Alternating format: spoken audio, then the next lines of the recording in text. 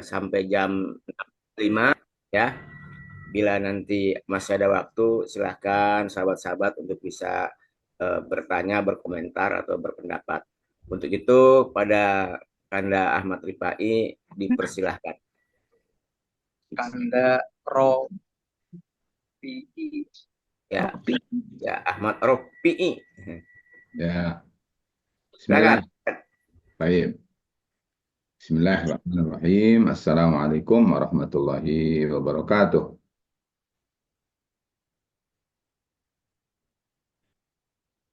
Suara bisa terdengar jelas? Jelas, jelas, jelas. Aman Ustaz, aman. Di tempat Jelas, jelas Ustaz. saya tidak tahu kalau di Kerawang. Sulbar Alhamdulillah. jelas. Alhamdulillah. Alhamdulillah. Hadana li hadza wa ma kunna linahtadiya laula an hadana Allah. Asyhadu an la ilaha illallah wahdahu la syarika lah wa asyhadu anna Muhammadan abdullahi wa rasuluh arsalahullahu bil huda wa dinil haqqi liyudhhirahu 'ala ad-dini kullihi walau karihal musyrikun. Allahumma salli wa sallim wa barik ala nabiyyina Muhammadin wa ala alihi wa sahbihi ajma'in. Wa ba'du, Kanda Yuda, ikhwan akhwat, Bapak Ibu, hadirin hadirat, bersyukur pada Allah Azza wa Jal pada pagi Jumat, hari yang insya Allah diberkahi ini, kita bersama kembali di Majelis Zumi atau Zoom untuk bersama-sama saling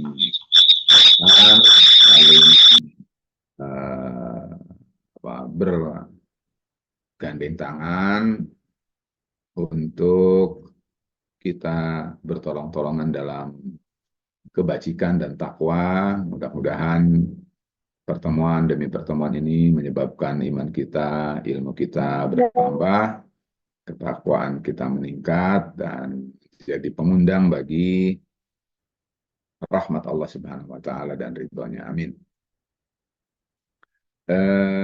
Pagi hari ini, Ana akan menyampaikan, belum bisa dibuka share-nya.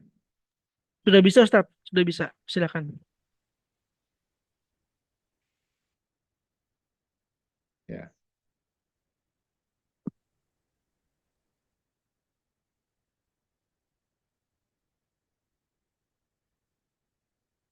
Sudah kebuka?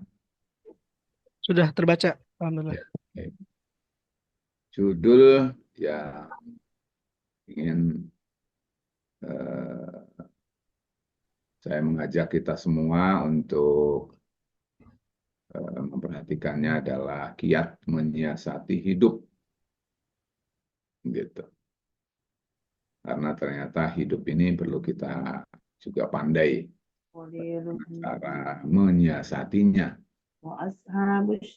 sampai kita lalai, kita hanyut, kita tidak peduli, lalu begitu nyawa akan berakhir baru sadar, lalu tidak lagi punya kesempatan untuk memperbaiki. Nah, karena itu jauh-jauh ya, semoga kita semua selalu dipertemukan dalam kebaikan, dan mudah-mudahan oleh Allah dikumpulkan semua kita di dalam surganya. Amin. Saya awali dari sabda Rasul Sallallahu Alaihi Wasallam. Ya, jadi jangan lalai. Karena bisa jadi kesibukan kita, keasikan kita dengan dunia, kemudian atau mungkin kegundahan, kegalauan kita, kemudian kita menjadi lalai. Nah, ini menjadi pengingat bahwa Rasulullah SAW melalui Abdullah bin Abbas radhiyallahu anhuma, kata beliau, ni'matani maghbunun fihima katsirum minan nas. Rasulullah bersabda alaihi salatu wassalam, ni'matan, dua nikmat. Nikmat Allah tentu banyak sekali ya. Seperti kita semua sudah tahu, tidak mungkin kita hitung rinci satu-satu. Tetapi Rasul menyebutkan di sini dua nikmat. Untuk memahami bahwa dua nikmat ini bukan sembarangan. Ini modal hidup kita. Ya, kalau kita salah menggunakan modal, maka kita akan bukan rugi, tapi muflis, yaitu bangkrut. Kata Rasul dua nikmat, maghbun tertipu. Tadi, ya lalai itu, jadi tertipu dia. Fihima, dalam dua nikmat itu, kebanyakan manusia itu tertipu. Ya, di majelis Zoom ini yang hadir, mudah-mudahan yang beruzur pagi hari ini, mudah-mudahan tidak termasuk kebanyakan yang lalai ini. Apa itu dua nikmat itu? Kata Rasul, as-sihhatu, sehat. Dan yang kedua, wal faragh. Faragh artinya kosong. Maksudnya kosong ini kesempatan, waktu. Ya. Jadi ada dua di sini. Satu umur, kaitan dengan umur, kaitan dengan kesempatan, ya, kaitan dengan sehat. Nah, kalau kita sehat, jangan mumpung sehat. Kalau kita sakit, jangan manja lalu mentang-mentang sakit, lalu justru saat sakit itu kita harus ingat.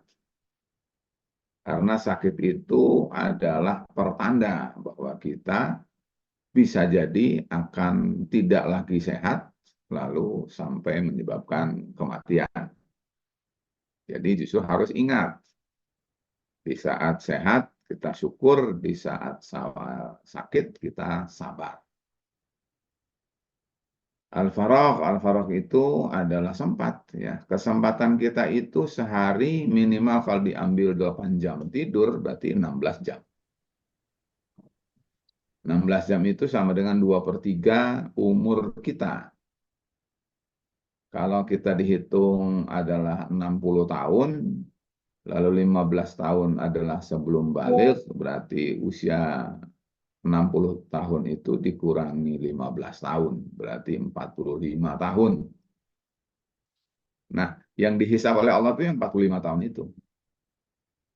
Tetapi 45 tahun itu kalau kita hitung diambil tidur tadi itu 5 sepertiganya.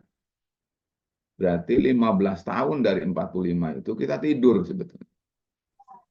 Jadi selama umur 60 tahun dikurang 15 tahun belum balik, ya itu adalah belum dicatat. Nah, 45 tahunnya itu tidur kita adalah 15 tahun. 16 jam per hari sama dengan 30 tahun. Untuk apa itu? Kemarin saya hitung-hitung katanya 1 megabyte sama dengan 1024 byte. 1 gigabyte sama dengan 1024 megabyte. 1 tera sama dengan 1024 gigabyte. Sampai, coba nanti silakan dihitung oleh Kanda Yuda, bahwa katanya kalau direkam 1 jam itu, ya, sebanyak 5 jam 20 menit. 5 jam 20 menit itu perlu 64 giga. Dan seterusnya silakan dihitung. Berapa tera, ya, berapa ribu tera, tidak kurang dari hampir 5.000 tera itu. Satu orang. Semua akan Allah perlihatkan besok hari kiamat. Nih, kamu jam sekian mengerjakan ini, mengatakan ini. Coba, kamu mau mengingkari nggak? Bagaimana kalau kita sudah sampai pada kesadaran seperti itu, apa yang akan kita jawab di hadapan Allah? Mana bisa kita akan mengingkari, lalu menutupi, mentipek sendiri, semau kita sendiri, tidak bisa.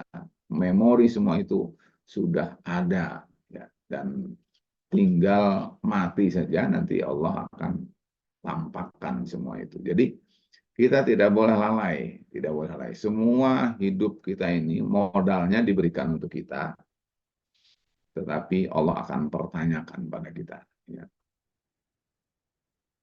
Ingat dengan surat Al-Asr bahwa manusia itu rugi fi khusrin. Innal insana fi khusrin. Lamnya ini adalah penegasan. Sesungguhnya inna fi khusrin, dalam rugi. Ditambah la berarti sesungguhnya. Sehingga diterjemahkan biasanya sesungguhnya manusia itu benar-benar berada dalam kerugian. Ini kan berita. Kalau sudah diawali dengan inna dalam bahasa Arab, berarti setelah inna itu adalah berita, jumlatun khabariyah. Nah, berita, kalau berita berarti kita harus membenarkan. Nah, ini beritanya dari Allah, ya. Bukan sekedar WA, tapi Allah yang memberitahu pada kita. Manusia rugi. Lalu kata Allah, kecuali ada 1, 2, 3, 4. Yang ingin saya sampaikan bukan ayat ini, tetapi ini yang harus kita garis bawahi. Ingat, kita tidak ingin rugi. Kita harusnya menjadi orang yang beruntung. Ini yang kita bertitik tolak mensiasati hidup ini dari sini. Bagaimana mensiasati hidup supaya kita tidak rugi. Atau dengan kata lain, kita untung. Nah, bagi kita yang sudah usia 40 tahun ke atas, nah, harusnya apa yang harus kita lakukan dalam hidup adalah ini. Menurut Al-Quran, firman Allah SWT dalam surat Al-Ahqaf ayat 15. Ya, Allah berfirman, wa wassayna al-insana biwalidayhi ihsana. Hamalathu ummuhu kurhan wa wada'athu kurhan wa hamluhu wa fisaluhu 30 syahra. Hatta idza balagha ashuddahu wa balagha 40 sana. Allah berfirman, kami Allah berwasiat. Ini yang berpesan bukan siapa-siapa, bukan orang tua, bukan atasan, bukan siapapun. Ini langsung Allah Rabbul Alamin yang berwasiat. Al-insan sama dengan tadi. Innal insan berarti sama manusia, semua manusia. Nah, kita tidak bahas yang dihitamkan, ya. Tetapi yang ingin saya sampaikan bahwa Allah berfirman ada angka di sini, arba'ina sanah. Orang yang sampai balagho sampai arba'ina sanah, usianya sampai usia 40. Sepertinya kita mungkin baru 25 tahun ya, lebih dikit ya. Ya. Jadi ingat yang sudah sampai angka ini. Apalagi yang lebih banyak dari sini, 50, 60, 70. Nah, harusnya sejak angka ini itu tidak main-main. Allah berfirman, qala, nah di sini. Orang ini yakni an ashkura ni'mataka allati an'amta 'alayya wa 'ala walidayya wa an a'mala salihan tardahu wa aslih li fi dzurriyyati inni tubtu ilaika wa inni minal muslimin. Gitu. Ini harusnya orang yang 40 tahun itu sadar ini. Ini namanya manajemen hidup. Ini namanya manajemen umur. Harusnya sudah mengatakan, ya Allah, berikan kesempatan padaku untuk mensyukuri nikmat-Mu padaku. Alayya di sini, padaku. Jangan lalai, jangan lupa. Semua nikmat dari Allah. Nah, nikmat itu harus disyukuri. Nah, orang yang sudah 40 tahun itu sudah banyak makan nikmat Allah, menikmati nikmat Allah. Harusnya syukur, bersyukur. Ya Allah, aku mensyukuri nikmat-Mu. Bukan saja padaku, wa ala walidayya, pada bapak ibuku. Lalu, nah ini berikutnya. Wa an a'mala salihan tardahu. Agar aku bisa beramal soleh yang engkau ridhoi. Nah, ini berarti yang kedua. Syukur kemudian beramal soleh. Tujuan kita amal soleh memperoleh ridho Allah. Lalu berpikir masa depan. Waslih li fi dzurriyyati, ya Allah, perbaiki keturunanku. Berarti berbicara masa depan. 40 tahun sudah berbicara tentang generasi ke depan. Siapa penerus kita? Apakah generasi kita itu lebih baik dari kita, sama dengan kita, atau lebih buruk dari kita? Itu 40 tahun harus sudah mikir itu. Ya, kalau kita usia berumah tangga, misalnya dia nikah 25, 40 tahun sudah punya umur kira-kira SD lah, tamat SD gitu kan, selesai SD. Nah, jadi mau diapain tuh generasi itu? Dibiarkan main game, main. Ini tubtu ilaika, sesungguhnya aku bertaubat padamu. Ini berarti ada unsur taubat di sini. Jadi aku bertaubat. Usia 40 taubat. Ya kan? Usia 40 itu bertaubat. Usia 40 itu bersyukur pada Allah. Usia 40 itu beramal soleh. Usia 40 tahun itu adalah berpikir generasi masa depan. Usia 40 bertaubat.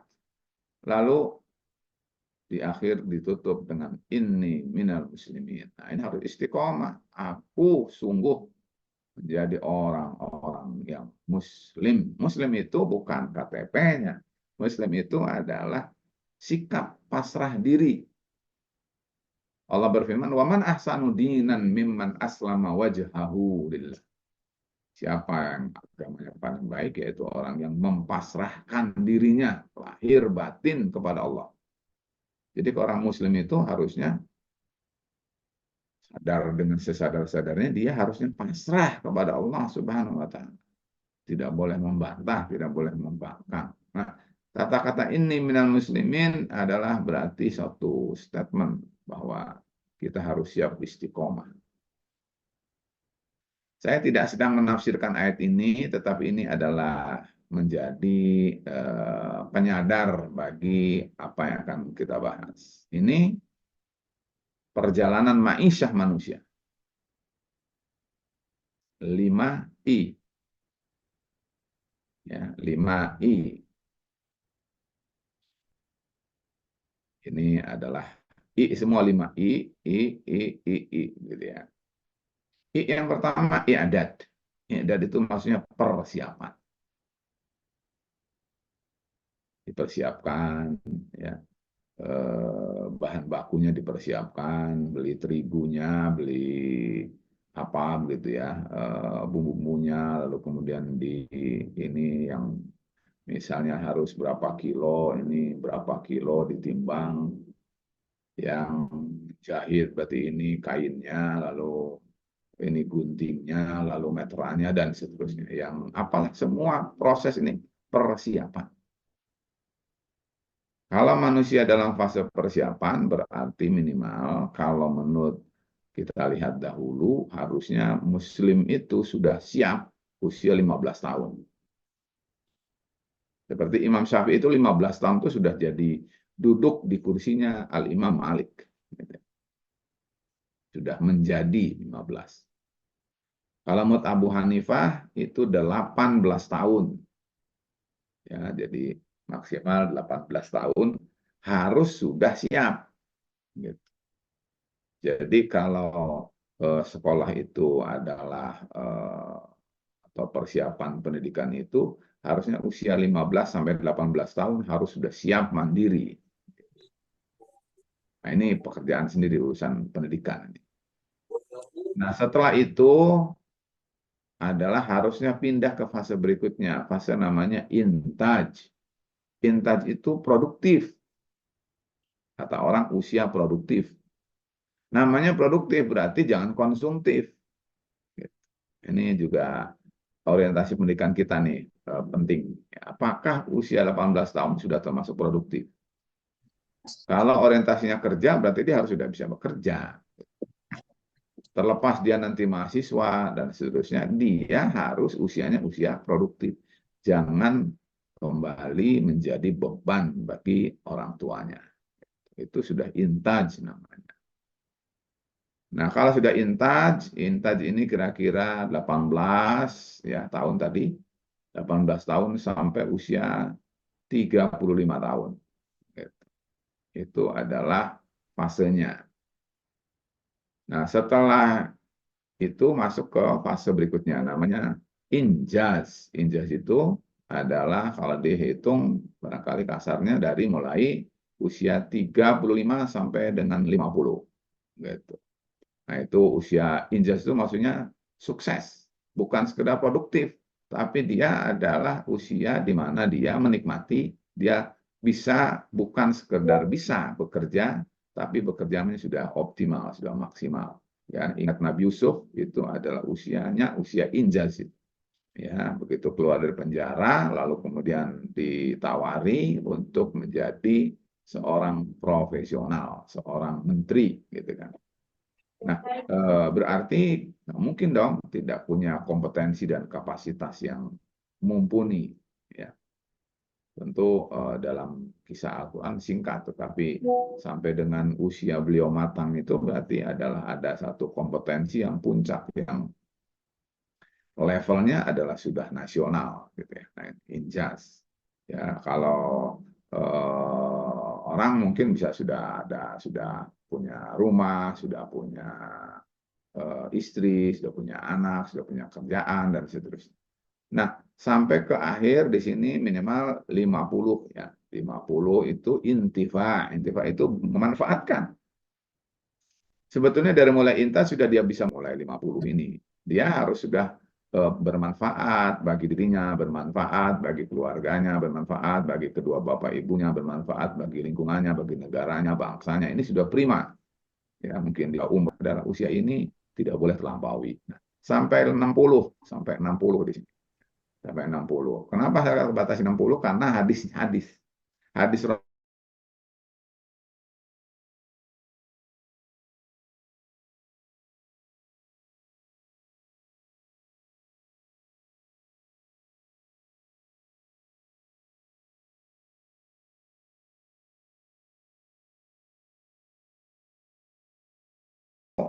kurang juga tidak banyak. Umumnya kalau ini perlu statistik. Ya, pembuktian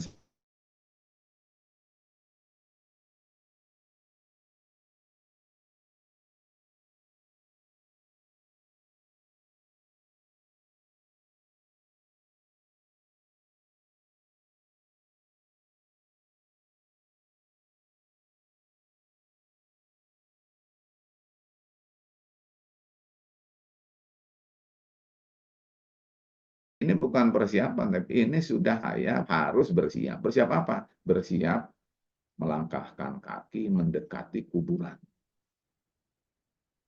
Jadi harus sering mengingat mati itu di sini sudah tidak main-main lagi. Kata Rasul, zuruha wa innaha tudzakirukumul akhirah. Ya. Ziarah kuburlah kalian, karena ziarah kubur bisa mengingatkan kalian mati. Jadi ini adalah yang harus kita sadari. Nah, Kanda Yunda dan ikhwah-ikhwat sekalian, inilah tentu kalau dibahas panjang, ya tetapi ini adalah singkatnya 5I. Nah, ruang ini harus penuh dengan kesadaran. Kita mau nolak 5I ini, atau kita mau setuju, mau nambahin, mau kurangin, silahkan, itu bukan urusan masalah. Tapi yang dimaksud adalah siapapun kita pasti akan melalui fase-fase ini sampai dengan dia meninggalkan dunia ini. Yang penting jangan lalai.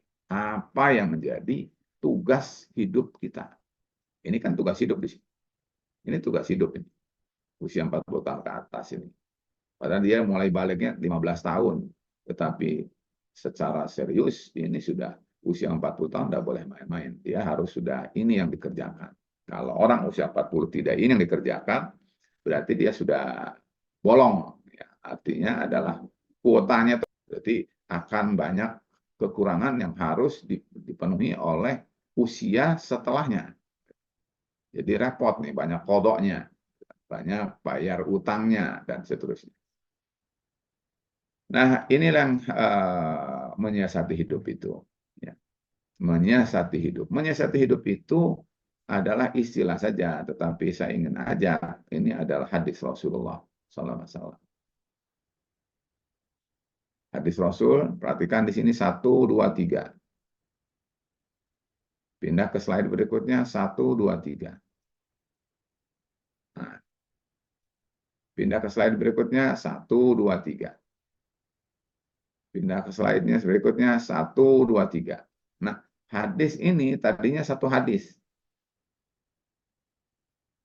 Diriwayatkan oleh Al-Imam Al-Bazzar, diriwayatkan oleh Imam Al-Tabrani, ya, dikritisi oleh Al-Munziri, dan ditakhrij. Dan akhirnya adalah hadis ini adalah bisa dijadikan pegangan oleh seorang muslim untuk bagaimana menyiasati hidupnya. Gitu. Jadi ini adalah sesuatu yang harus kita mau atau tidak mau, pasti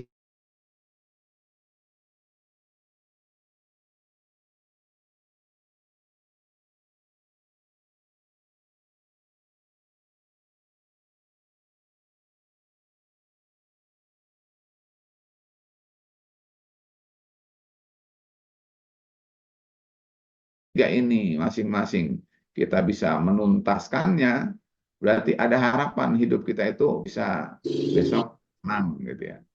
Tapi kalau 3 kali 4, 12 ini adalah kita lalai, kita tidak mengerjakannya, kita tidak memerankannya, ya jangan menyalahkan syaitan terus. Ya. Jangan menyalahkan orang lain terus, jangan kemudian kita mencari alasan. Jadi ini adalah pertama. Hadisnya adalah berasal dari Anas bin Malik. Kata beliau, anin Nabi sallallahu alaihi wasallam. Dari Nabi sallallahu alaihi wasallam. Annahu qala, bahwa beliau bersabda, salasun kafarat, wa salasun darajat, wa salasun muhlikat. Kita dengar tadi salasun, salasun, salasun, salasun 4 kali. Salasun kali 4 kali berarti 12. Nah, ini siasat hidup kita yang harusnya minimal jangan terlewat. Kata Rasul, 3 perkara yang bisa menghapuskan dosa dan kesalahan kita. Sadar nggak bahwa dalam hidup kita ini banyak salah? Rasul memberitahu pada kita,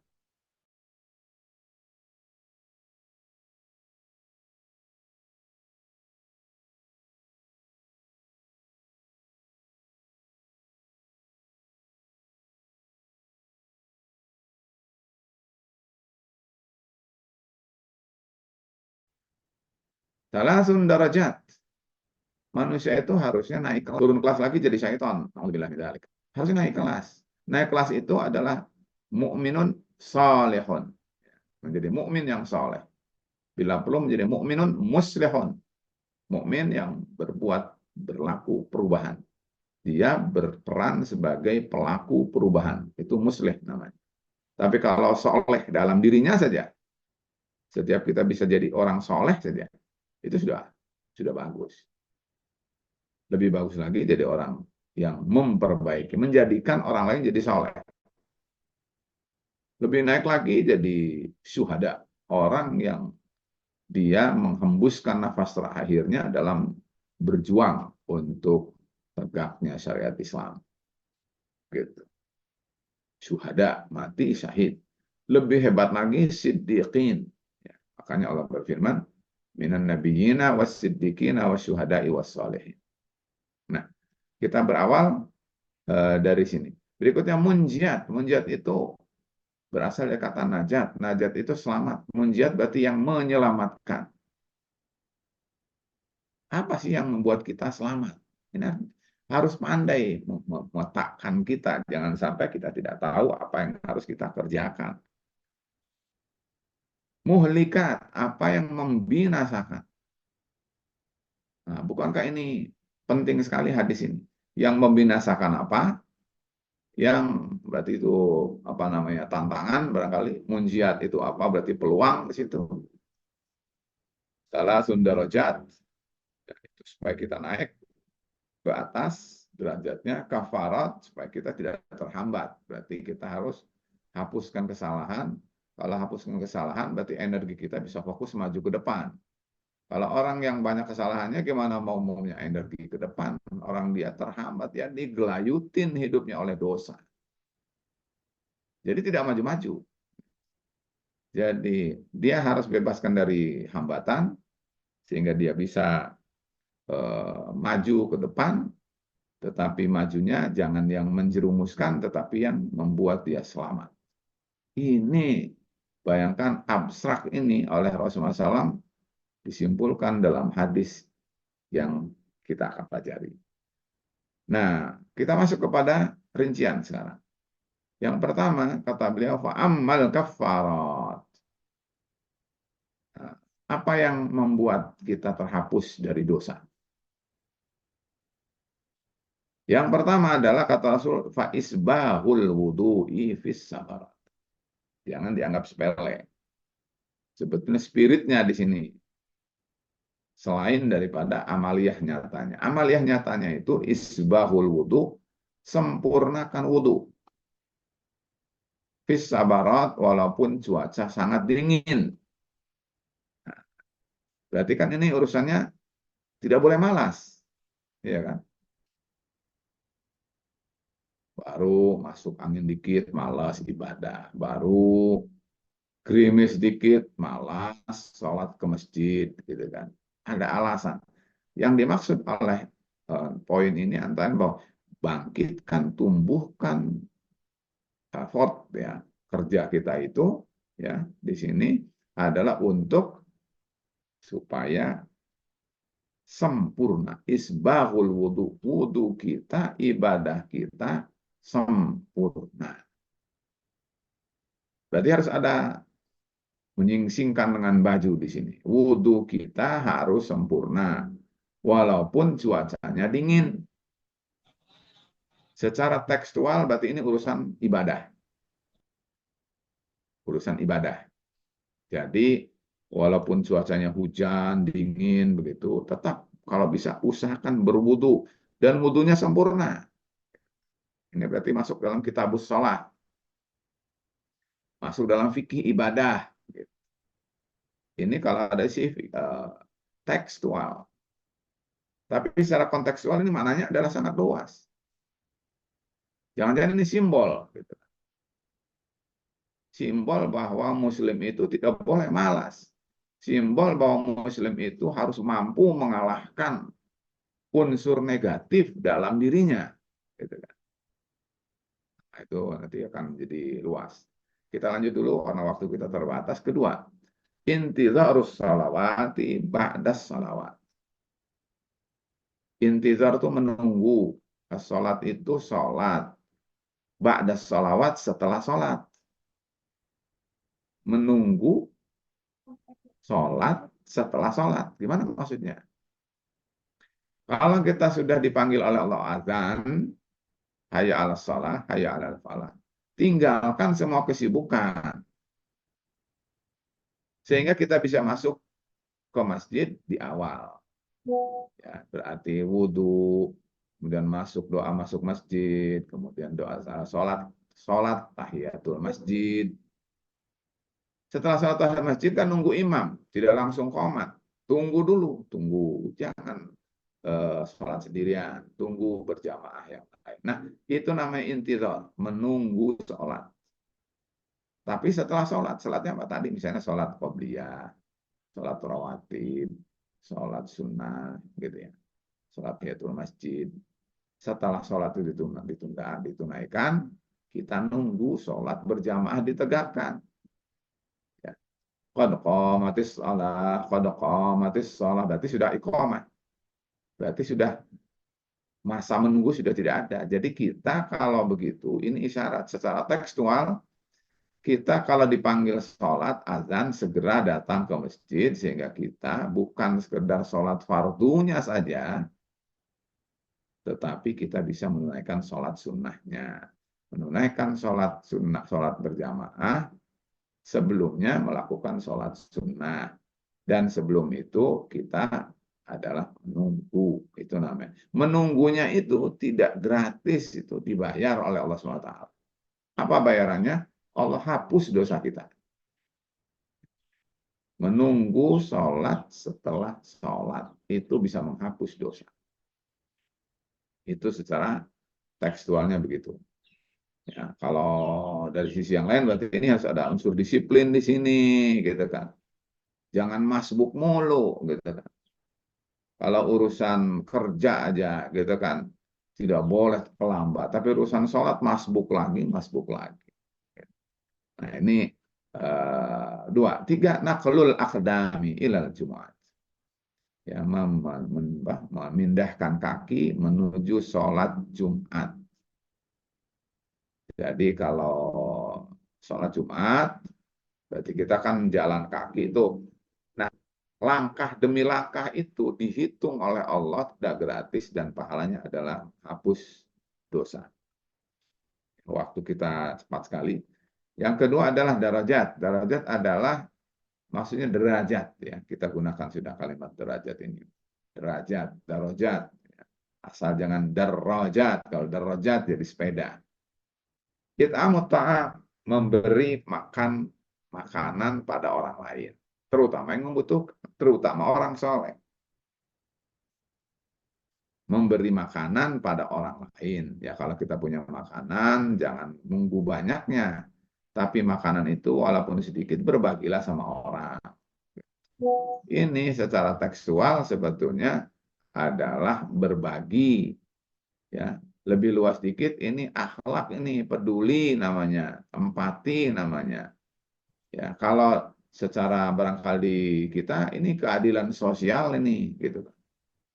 Untuk menjaga tidak ada ketimpangan gap si kaya si miskin, berbagilah gitu. Jangankan sesama orang yang butuh ya. Orang yang tidak butuh saja kita bisa berbagi permen lah, berbagi apa itu ta'am. Ini bisa meningkatkan derajat kita di sisi Allah. Berikutnya ifsya'us salam, menebar salam. Jangan kalau misalnya majelis taklimnya sama kita kasih salam, kalau tidak kasih salam. Kalau ustadznya sama kita ngasih salam, ustadznya tidak sama tidak ngasih salam. Lembaganya, organisasinya sama ngasih salam, organisasinya beda tidak ngasih salam. Tidak, kata Rasul, afsus salam bainakum. Tebarkan salam. Menebar salam itu tidak gratis. Allah akan catat itu sebagai penaik derajat kita di sisi Allah. 3, as-salatu billaili wan nasu niyam. Salat malam sedangkan orang dalam posisi tidur. Jangan orang tidur kita tidur, orang kerja kita tidur. Ya, yang betul adalah orang kerja kita kerja, orang tidur kita kerja. Nah ini as-sholatu bil-lail, sholat di malam hari, sedang manusia tidur. Kan orang tidur kalau malam itu, tapi dia bangun. Nah itu masalahnya. Orang lain di siang hari kan tidak tidur, bangun. Dia juga tidak tidur, masa tidur di siang hari? Tetapi orang lain tidur, dia bangun. Ini namanya orang yang derajatnya semakin melejit ke atas. Nah ini berikut. Kalau kita ingin selamat, kata Rasulullah, kondisi marah maupun kondisi kita tidak marah. Jangan sampai emosi kita, jiwa kita berpengaruh pada keadilan. Jangan sampai subjektivitas kita berpengaruh pada keadilan. Gitu. Harus adil. Suka tidak suka harus adil. Karena kita tidak menerapkan hukum kita. Tapi adalah prosedur hukumnya seperti apa. Ini kalau dibahas dengan panjang lebar tentu tidak cukup waktu kita. Jadi itu adalah adil. Intinya adil. Ya.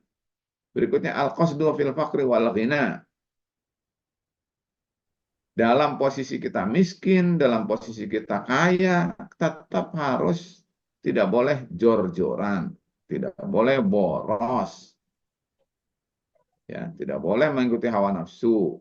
Kita harus irit, harus ekonomis. Gitu kan. Ini adalah sebetulnya bagaimana Islam mengajarkan kepada kita tentang bagaimana pengelolaan finansial ini penting. Berikutnya khasyatullahi fis sirri wal alaniyah.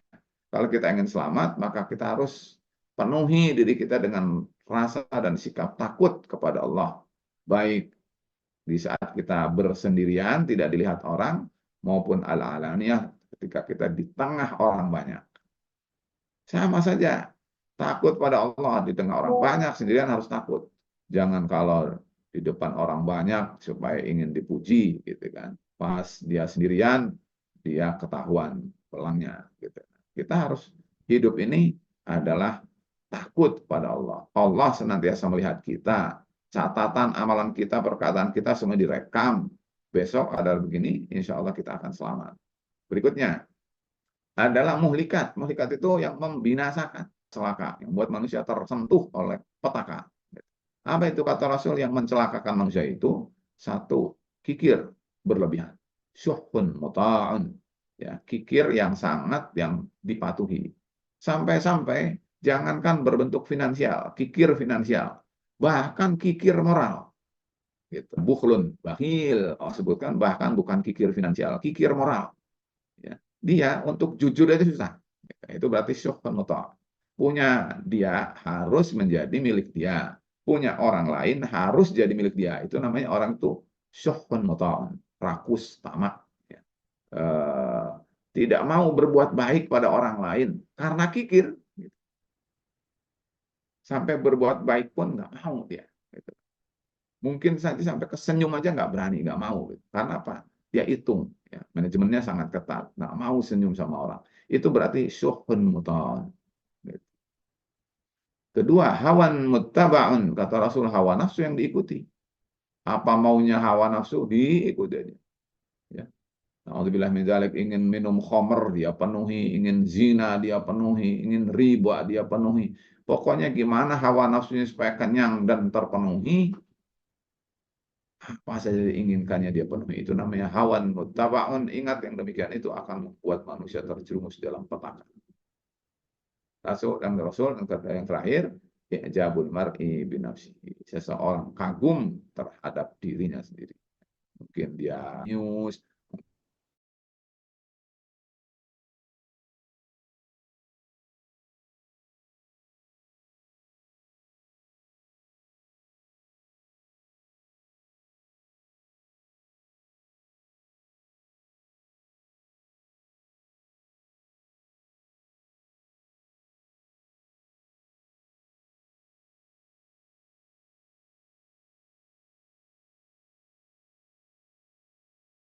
ibadah. Jangan lupa ibadah.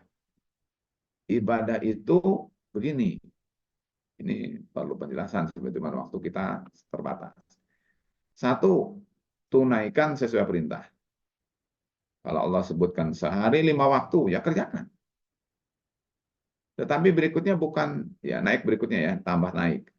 Bukan saja asal mengerjakan. Ini nomor pertama, asal mengerjakan. Sudah sholat belum? Sudah. Gitu. Sudah kerjakan belum? Sudah. Nah, itu baru nomor satu. Kalau begitu tuh.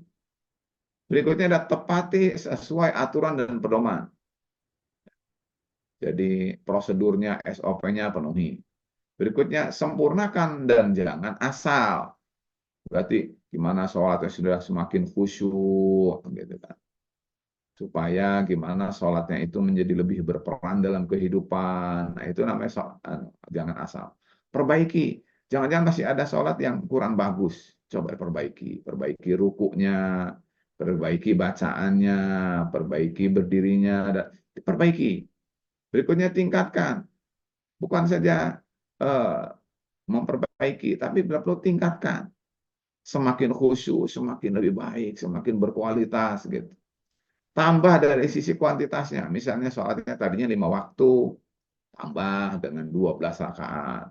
Kata Rasul, man hafadha ala thintaini isnatai asrata raka'atan fil yaumi wal lailah banallahu lahu baitan fil jannah. Siapa yang sehari semalam dia bisa menjaga 12 rakaat, maka Allah akan bangunkan bagi dia rumah di surga. 12 itu 2 rakaat sebelum subuh, 4 rakaat sebelum duhur, 2 rakaat setelah duhur, 2 rakaat setelah maghrib, 2 rakaat setelah isya. Berikutnya adalah tutupi kekurangan di masa lampau. Mungkin pada waktu ya tobat kita terlambat gitu kan. Harusnya 15 tahun sudah sholat gitu kan, belum saum.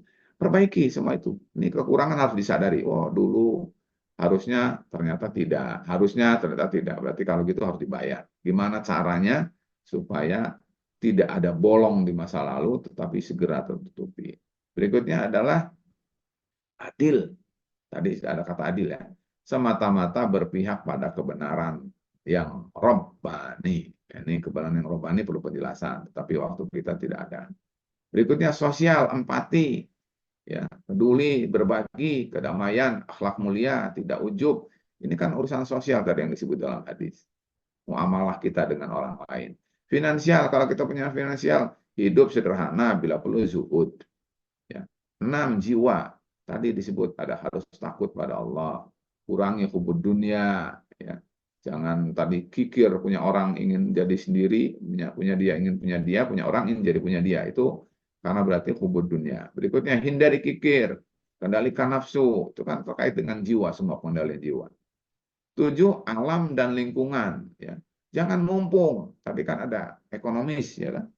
Nah, jadi kalau begitu adalah kita itu tidak mumpung. Perhatikan, ada generasi lain. Setelah kita mati, ada orang yang butuh alam setelah kita dan lingkungan. Mungkin anak kita, mungkin cucu kita. Jangan mumpung semua dihabisi oleh kita. Ini adalah pikiran panjang nih orang yang berpikir tidak sumbu pendek ke depan. Berikutnya adalah ini, karakteristik syariat Islam. Tadi Anda sebut dengan robbani. Ya, di sini robbani, ya, kemudian adil. Sebenarnya ini penting bahwa syariat Islam itu kalau dilaksanakan oleh manusia, syariat Islam kan bukan rumusan manusia. Dia Allah yang menetapkan. Berarti robbani. Karena berasal dari Allah pasti adil dong, karena Allah tidak punya kepentingan. Islam itu universal karena semua namanya manusia, manusia, ya. Wa ma arsalnaka illa kafatan linnas. Kami tidak mengutus kecuali pada segenap manusia. Berarti siapa aja. Ya. Berikutnya adalah solutif. Islam itu, syariat Islam itu solusi, bukan masalah.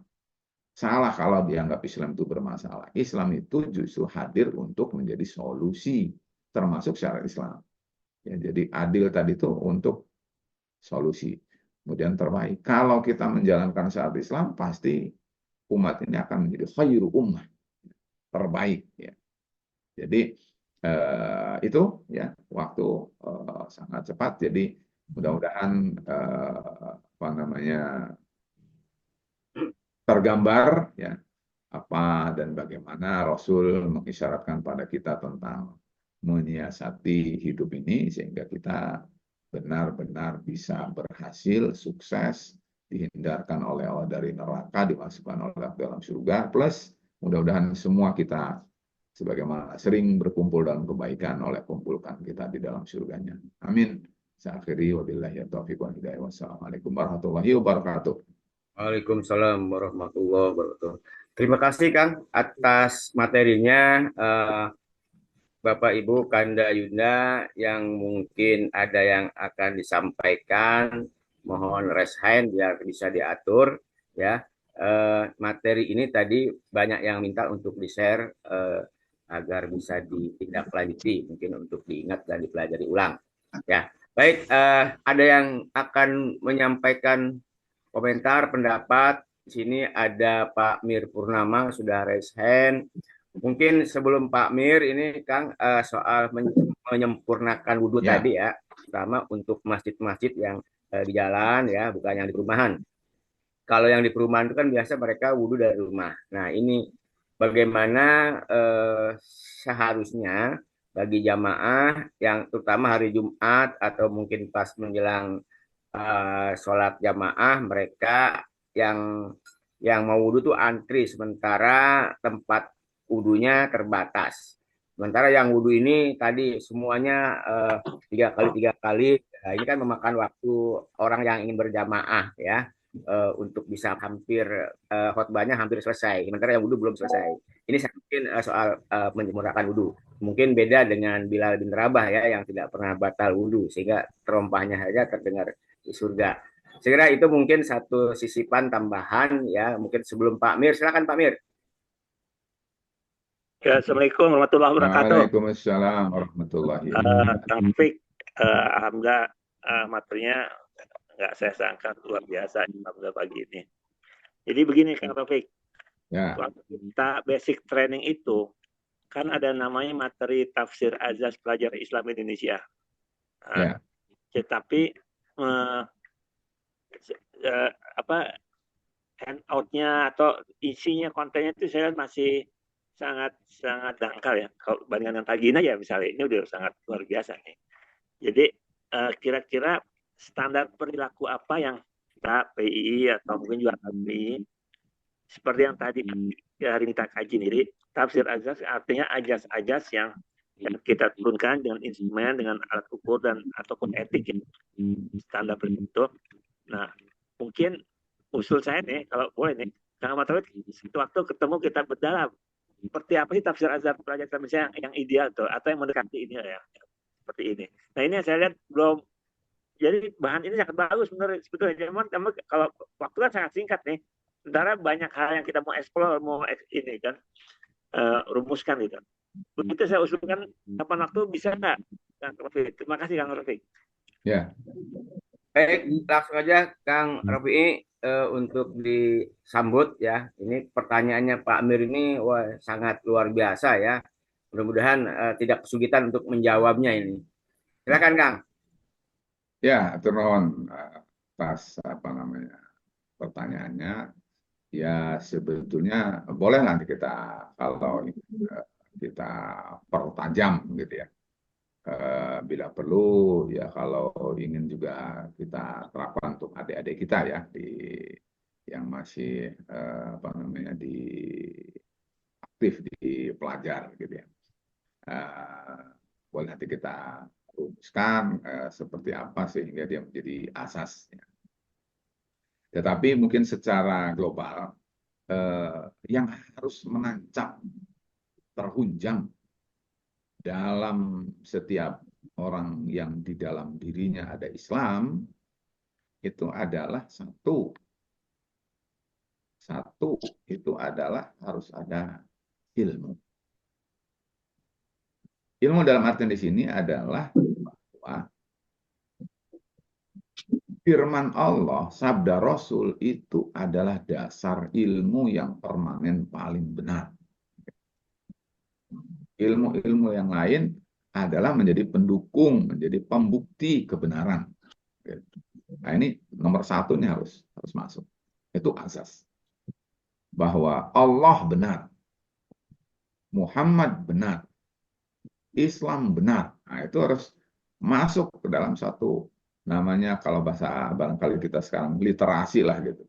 Masuk ke dalam kesadaran, dalam mindset, ke dalam keyakinan, itu nomor satu.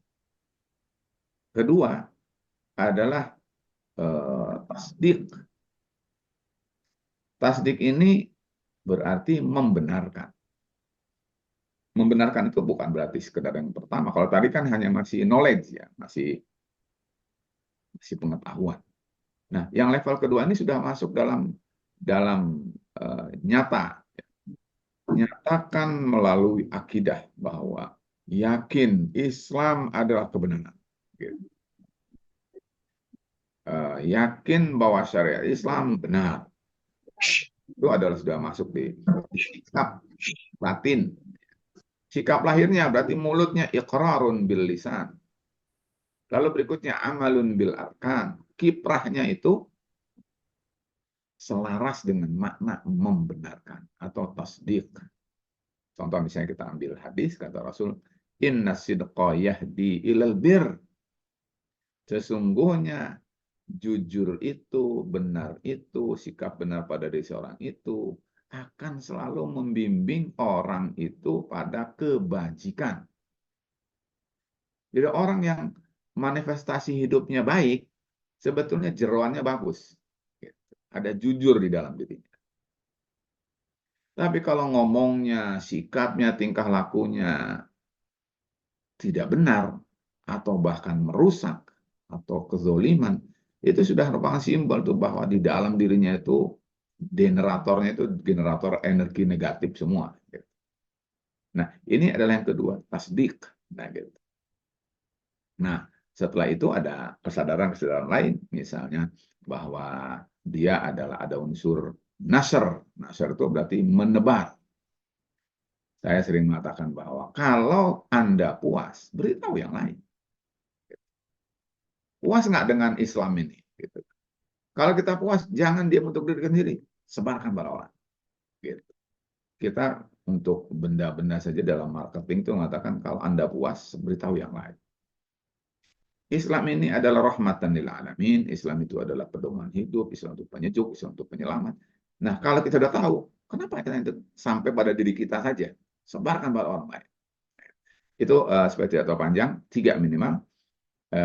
Ada ilmu, ada tasdik, dan ada berikutnya tentu nasr, ya, penyebaran. Barangkali demikian supaya terbatas. Nanti mungkin di waktu yang lain boleh. Baik, terima kasih Pak Ahmad Rofi'i. Alhamdulillah ini tinggal dilaksanakan aja menurut saya ya. Tinggal diamalkan mana yang bisa kita lakukan segera ya segera. Bagi yang belum bisa dilakukan ya mungkin ancang-ancang untuk persiapan melaksanakannya. Baik, Bapak dan Ibu Kanda Yunda, waktu sudah jam 7.03 ya. Mungkin masih ada yang mau komentar, bertanya. Kalau tidak ada, saya minta Kang Ahmad Rofi'i untuk closing statement. Silakan, Kang. Ya, sebagai closing statement saya adalah maka tadi saja ayat surat Al-Asr. Allah berfirman, wal asr. Demi masa. Innal insana lafi khusrin. Sesungguhnya manusia itu berada dalam kerugian. Illa, kecuali. Kecualinya itu satu iman, yang kedua amal, ketiga adalah dakwah, keempat adalah sabar. Maka marilah kita sedapat mungkin untuk memanage hidup ini dengan baik, sehingga kita bisa berjalan di atas muka bumi sesuai dengan kehendak pencipta, tetapi berakhir dengan keberuntungan dan kesuksesan kita, keselamatan kita, kebahagiaan kita di dunia dan di akhirat. Demikian. Assalamualaikum. Waalaikumsalam warahmatullahi wabarakatuh. Warahmatullahi wabarakatuh. Terima kasih Kang atas